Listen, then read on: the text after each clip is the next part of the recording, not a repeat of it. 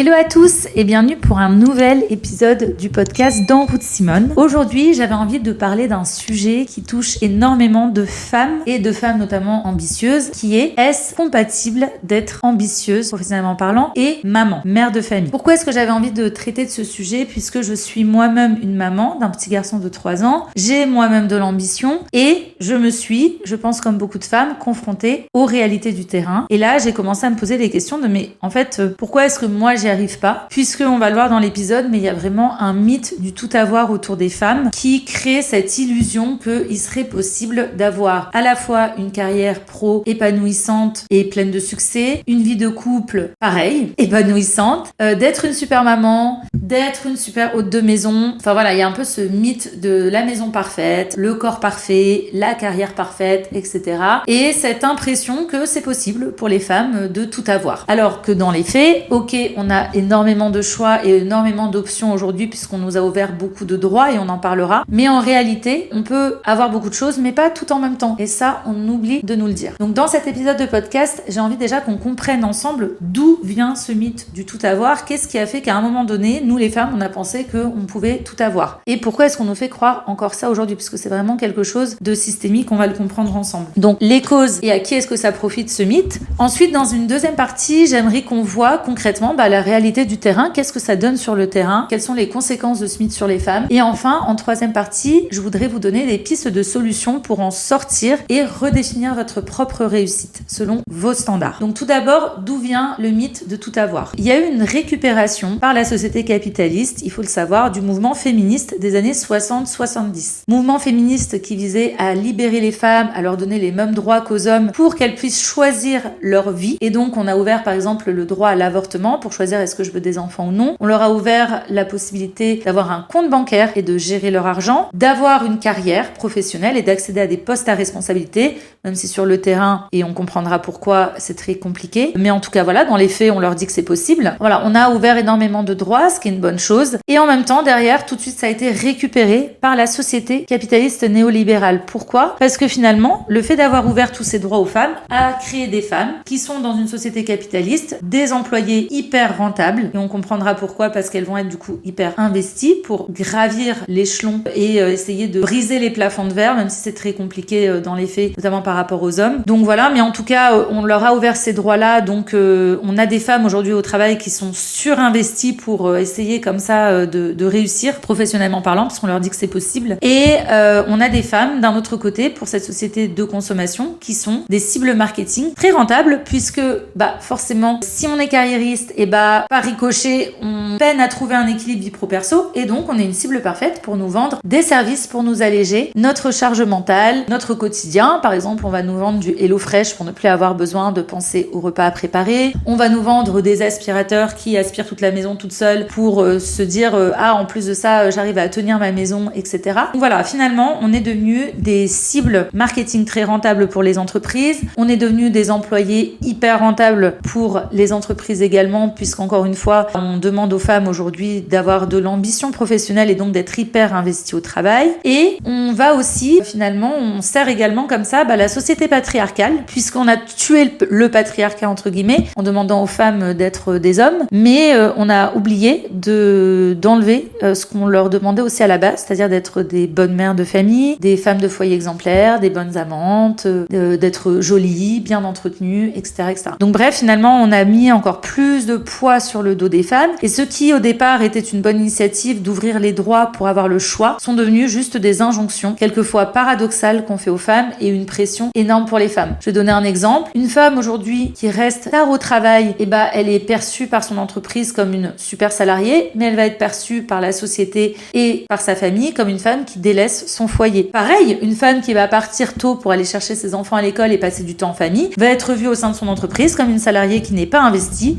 et donc qu'on ne va pas faire monter dans l'échelle sociale de l'entreprise. Donc il y a une vraie problématique aujourd'hui puisqu'en fait on est jugé de toutes parts et qu'on a énormément d'injonctions. On nous demande d'être une bonne mère, de réussir l'éducation de nos enfants tout en étant une bonne salariée qui s'investit et qui grimpe l'échelle sociale de l'entreprise, enfin qui brise le plafond de verre de son entreprise. On nous en demande énormément finalement et en plus on nous fait croire qu'on peut tout avoir puisqu'il y a nos chers réseaux sociaux qui nous montrent ce phénomène, cette tendance de la boss mom qui réussit réussit tout, qui a une maison parfaite, un mari parfait, des enfants Montessori et qui en plus de ça gagne super bien sa vie, donc en fait qui réussit sur tous les tableaux. Forcément sur les réseaux sociaux on va pas vous montrer l'envers du décor, on va pas vous montrer les nounous qui sont là pour alléger les charges mentales de ces femmes-là, on va pas vous montrer peut-être les couples qui ne tiennent plus, puisqu'en fait tout ça encore une fois c'est des arguments marketing pour derrière vendre un lifestyle et vendre bien souvent des services, que ce soit de coaching, des vêtements, des chaussures, bref, peu importe. En gros, on te fait comprendre que si toi t'as pas cette vie-là, c'est de ta faute puisque tu as le choix. C'est sympa et si tu n'y arrives pas, tu n'as qu'à acheter cette chose certainement qu'il te manque pour y arriver comme moi. C'est un peu ça en fait le message qu'on a, les injonctions qu'on a dans notre société aujourd'hui, et donc c'est intéressant de prendre un pas de recul et de déjà se rendre compte que ça profite à certaines personnes, notamment aux entreprises, au marketing et à la société patriarcale sur laquelle finalement on fait toujours tout reposer sur les femmes. Donc maintenant concrètement, quelles sont les conséquences sur les femmes aujourd'hui? Eh ben on va se retrouver avec une charge mentale de fou puisqu'on doit être performante partout. On est amené à faire du multitasking, c'est-à-dire qu'on va à la fois être en train de travailler puis on va recevoir un appel de la crèche, on va se dire oh là là il faut que je gère mon enfant qui est malade. Je sais pas vous mais moi dès que mon fils est malade c'est moi qu'on appelle, c'est pas le papa, c'est toujours la maman qu'on appelle en premier en tout cas. Donc voilà, en fait on est toujours en train de tout faire en même temps, on n'a jamais le cerveau qui se repose parce qu'on est toujours en train de penser au planning, de penser à la maison, de penser au travail, et donc finalement ça crée une fatigue chronique, un épuisement et aussi une culpabilité permanente. On a vraiment ce poids de je ne suis pas assez. Si je suis fatiguée, c'est certainement que je fais pas bien les choses. Donc voilà, et puis on nous met aussi sur le dos cette culpabilité puisqu'encore une fois, si on part tôt du travail, on va nous faire des petites remarques comme quoi on part trop tôt, et puis quand on n'est pas là pour sa famille, on va soi-même s'auto-infliger des fois une culpabilité, c'est même pas nos proches, des fois c'est nous-mêmes qui nous disent putain,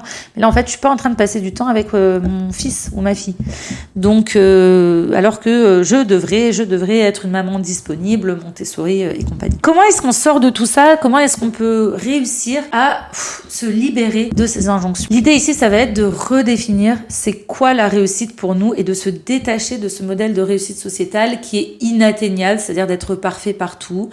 À un moment, il va falloir se poser les bonnes questions et comprendre qu'on ne peut pas être à 100% partout et qu'on ne peut pas tout avoir en même temps. Il va falloir prioriser et faire des choix en conscience et des choix qui seront alignés avec qui on est à l'instant T. Donc pour ça, évidemment, il va falloir déjà sortir du modèle imposé, encore une fois, et puis se poser la question, qu'est-ce que moi je veux vraiment? Et ça peut être compliqué de répondre à cette question parce qu'on, justement, on n'a jamais le temps en fait de se poser avec nous-mêmes et d'être en introspection. La société nous laisse pas ce temps-là, mais ça va être hyper important de le faire et il y a plusieurs outils qui peuvent vous aider. Par exemple, le journaling, c'est un super outil pour prendre du recul sur soi. J'en ferai une vidéo de podcast si vous le souhaitez pour apprendre à faire du journaling et voir en quoi est-ce que ça peut être intéressant pour nous de le faire. Il y a aussi l'ikigai. J'en ai déjà fait un épisode, c'est l'épisode 19 de la chaîne si tu veux en savoir plus. C'est un outil pareil qui va nous aider à nous poser les bonnes questions et à prioriser ce qui est important pour nous, en tout cas à mettre de la conscience sur ce qui est important pour nous. Et puis évidemment, il y a aussi tout ce qui va être coaching qui peut nous aider à avoir un œil extérieur et un recul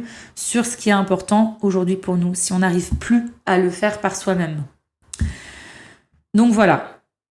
Autre chose qu'il va falloir apprendre à faire, c'est apprendre à dire non, puisque les femmes, on nous a donné un rôle assez sacrificiel, où du coup, on a du mal à dire non, parce qu'en plus, on attend de nous qu'on soit serviable, gentil, voilà. Donc on a vraiment cette posture sacrificielle dans la société, dans la famille, au travail, qui va faire que on va se retrouver encore une fois avec une surcharge mentale. Donc ça va être hyper important d'apprendre à poser ses limites et à dire non pour recentrer sur ce qui est important pour nous. Par exemple, si ce qui est important pour toi en ce moment c'est ta vie de famille et pas ton travail, il va falloir apprendre à dire non quelquefois à ton patron qui va te demander de rester plus tard, par exemple. Peut-être à dire non aussi à des amis qui veulent te voir. Voilà. Donc ça s'apprend, poser ses limites, ça s'apprend. Sabrina, on a fait un épisode, c'est l'épisode numéro 16, dans lequel elle te parle des techniques de communication non violente qui sont hyper efficaces pour poser ses limites sans heurter les autres et sans être en mode de culpabilité. Donc voilà, je t'invite à l'écouter parce que ça va être un vrai travail à faire pour justement se réapproprier ses besoins fondamentaux. Ensuite, je pense qu'il faut repenser la réussite sur le long terme. Quelquefois, c'est OK de mettre en stand-by un projet parce qu'on a décidé de reprioriser sa vie de famille ou de se dire que ce projet va mettre plus de temps. Et donc, on peut être à la fois ambitieuse et être pragmatique. Moi, par exemple, j'ai de l'ambition, mais je sais qu'en route Simone, ça va pas se faire en un an parce que j'ai des contraintes personnelles, j'ai des contraintes familiales qui font que, malheureusement, en tout cas aujourd'hui c'est mon choix, donc je vais même pas dire malheureusement, mais je ne peux pas être à 100% sur cette activité aujourd'hui, et donc j'accepte que ça va peut-être prendre plus de temps qu'une personne qui est célibataire ou qui n'a pas d'enfant, ou qui n'a pas d'enfant d'ailleurs, et qui du coup peut se mettre à 100% sur son projet pro et aller à fond et en un an réussir à atteindre le chiffre d'affaires qu'elle veut. Voilà, mais c'est son choix, c'est sa vie, et surtout faut pas être dans la comparaison et ce qu'on nous vend de mais si t'as toutes les ressources aujourd'hui pour t'aider, t'as l'IA, t'as tout, tu peux y aller, tu peux faire vite, etc. En vrai, non. En vrai, il faut réussir à prioriser. Donc, par rapport à ce qui est important pour nous, encore une fois. Voilà, pour prendre mon exemple personnel, comme j'ai dit en introduction, moi j'ai un fils de 3 ans, donc je considère qu'aujourd'hui c'est important pour lui d'avoir du temps avec moi. Et donc, il faut que dans mon agenda, j'arrive à lui donner du temps. En route Simone, c'est un projet qui est hyper aussi important pour moi, donc j'essaye d'équilibrer, mais je sais que ça n'avancera pas aussi vite que je le souhaite. Même si évidemment, vous m'aidez énormément en regardant cette vidéo ou en écoutant le podcast, donc je vous en remercie. D'ailleurs, si vous voulez nous soutenir, Sabrina et moi, n'hésitez pas à vous abonner ou à mettre un petit like et commentaire sur la vidéo. Ça nous fera hyper plaisir. Autre conseil, ça va être de bien s'entourer. Pourquoi ? Parce qu'en fait, quand on va commencer à se réapproprier comme ça sa réussite, à poser ses limites, il faut être en face de personnes qui nous comprennent et qui nous soutiennent, et non pas des personnes qui nous comparent ou nous mettent encore une pression ou des injonctions. Donc voilà, ça va être important de faire le point sur son environnement. Peut-être que, par exemple, tu as envie aujourd'hui de prioriser ta vie de famille et tu sens que dans ton entreprise, il y a un environnement de travail qui te met une pression. Par exemple, je sais pas, tu pars à 17h pour aller chercher ton enfant et tu as des remarques. Peut-être que c'est pas le bon environnement pour toi. Peut-être qu'il faut que tu repenses ta vie professionnelle, que tu repenses une autre entreprise ou un autre poste. Et en tout cas, si c'est le cas, sache qu'avec En Route Simone, on est vraiment là, nous, pour t'accompagner à faire ce travail de réalignement entre tes besoins, ce dont tu as besoin, ce que tu sais faire et la vie que tu as envie de mener, en fait, te créer une vie sur mesure, pas par rapport à ce qu'on te vend dans la société, mais par rapport à ce que toi, tu as envie d'avoir. Parce que c'est possible. Mais voilà, encore une fois, tu peux pas tout avoir en même temps. Donc, c'est important de faire le point sur qu'est-ce qui est important pour toi et comment est-ce que tu peux concilier ça aujourd'hui dans ta vie professionnelle et de famille, etc. Donc, voilà. Et puis, il va falloir que tu apprennes à te lâcher la grappe. Ça veut dire quoi, lâcher la grappe ? C'est un peu cette expression de se foutre la paix de Fabrice Midal, c'est-à-dire apprendre à, des fois, ne pas être parfaite, tu vois, et apprendre à prioriser les choses et que c'est OK. Je donne un exemple personnel. Moi, j'avais envie de prendre soin de moi physiquement. Voilà, je suis inscrite en salle et ça fait 2 mois que j'y vais pas. Pourquoi ? Parce qu'en fait, là, je me suis dit non, en fait, là, je suis en train de m'ajouter quelque chose, de m'ajouter une contrainte. C'est plus un plaisir. Aujourd'hui, ma priorité, c'est En Route Simone, c'est mon fils. Donc, le sport, tant pis. Je vais pas à la salle, tant pis. Je vais essayer de faire autrement. Je vais essayer de le faire en amenant mon fils au parc et en essayant de courir avec lui autour du stade par exemple, ou de marcher en le surveillant quand il est en train de jouer dehors. Enfin voilà, j'essaye.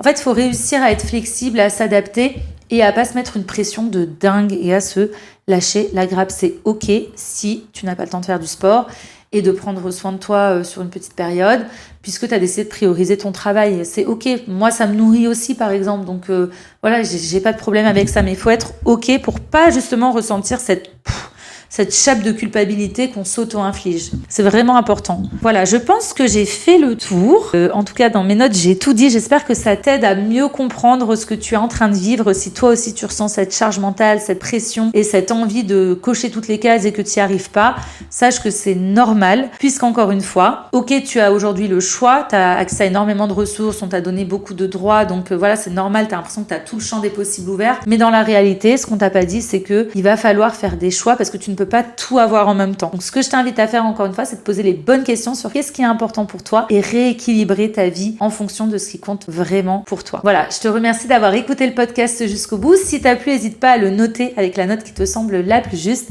Nous laisser un petit commentaire, ça nous fait super plaisir de vous lire, de voir les sujets que vous avez envie qu'on aborde. Et en tout cas, moi, ça m'a fait super plaisir d'enregistrer cet épisode avec vous. Et je vous dis à très bientôt sur la chaîne. Ciao, ciao.